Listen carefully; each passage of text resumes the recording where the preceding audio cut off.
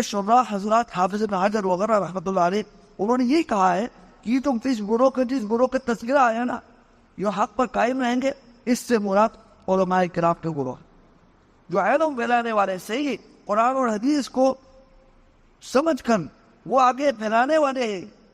جب تک یہ علماء اپنے اس ذمہ داری کو سر انجام دیتے رہیں گے، وہ علم کو حاصل کرتے رہیں گے، اس کو آگے پھیلاتے رہیں گے، تو وہ یہ دنیا میں قائم رہے گی، یہ دنیا میں قائم رہے گی۔ جس طرح دوسری حدیث میں ہے کہ نبی کریم صلی اللہ علیہ وسلم نے قیامت کے علامات میں سے یہ بیان فرمایا کہ قیامت کے علامات میں سے یہ ہے کہ علم کا اٹھ جانا اور جہل کا اس کی جگہ پر آنا،